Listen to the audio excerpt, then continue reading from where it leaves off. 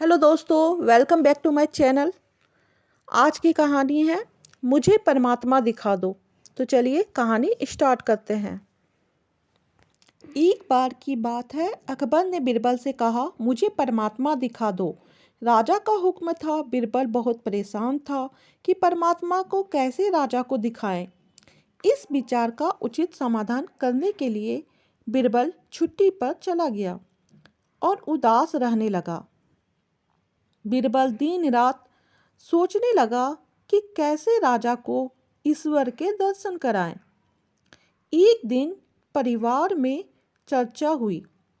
बिरबल की पत्नी ने उनसे पूछा कि आप इतने उदास क्यों हैं?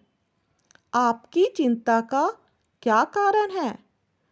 तो बिरबल ने बता दिया कि राजा ईश्वर के दर्शन करना चाहते हैं। यह सुनकर बिरबल का बेटा बोला, कल सुबह मुझे आप अपने साथ राजमहल ले चलें। मैं अपने आप राजा को ईश्वर के दर्शन करा दूंगा। दूसरे दिन सुबह बिरबल और उसका बेटा दरबार में पहुँचे और बिरबल ने राजा को कहा, मेरा लड़का आपके प्रश्न के उत्तर का समाधान करेगा। राजा ने सोचा, यह लड़का क्या समाधान करेगा? लड़का बोला, इस वक्त मैं आपका गुरु हूँ, मुझे उचित स्थान दिया जाए। राजा ने सोचा, बात तो ठीक ही कह रहा है, मैंने तो प्रश्न किया है, समाधान करने वाला गुरु समान होता है। राजा ने लड़के के लिए अपने साथ थोड़ा ऊंचा स्थान दिया।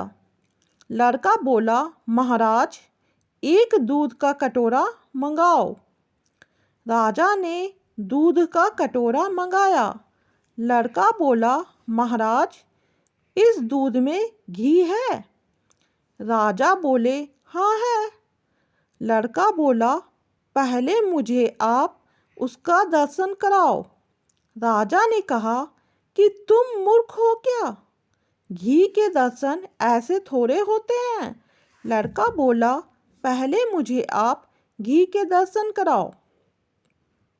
अकबर ने कहा, पहले दूध को गर्म करना पड़ता है, फिर उसकी दही जमाना पड़ता है, फिर उसको मथानी में मथा जाता है और मक्खन निकलता है, फिर उसे गर्म गर्म कढ़ाई में डाला जाता है, तब कहीं जाकर घी के दर्शन होते हैं।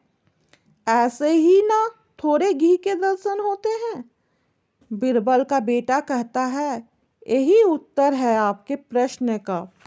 पहले इंसान को तपना पड़ता है, फिर उसको जमना पड़ता है, फिर उसको साधना करनी पड़ती है और उसको ज्ञान की अग्नि में तपना होता है। तत्पश्चात उससे ईश्वर के दर्शन होते हैं। अकबर समझ गया और बोला, तुम वाकई ही मेरे गुरु समान हो। दोस्तों, ईश्वर को जानने के लिए बहुत कुछ करना पड़ता है। वैसे तो हर आत्मा में ईश्वर का अंश है और उसी को ईश्वर का रूप समझना चाहिए। ईश्वर को ढूंढने की ज़रूरत है, ईश्वर को ढूंढने की ज़रूरत नहीं है, वो तो कण कण में है, तभी सुख की प्राप्ति होती है। आपको ये कहानी कैसी लगी प्लीज़ कमेंट कीजिएगा। धन्यवाद।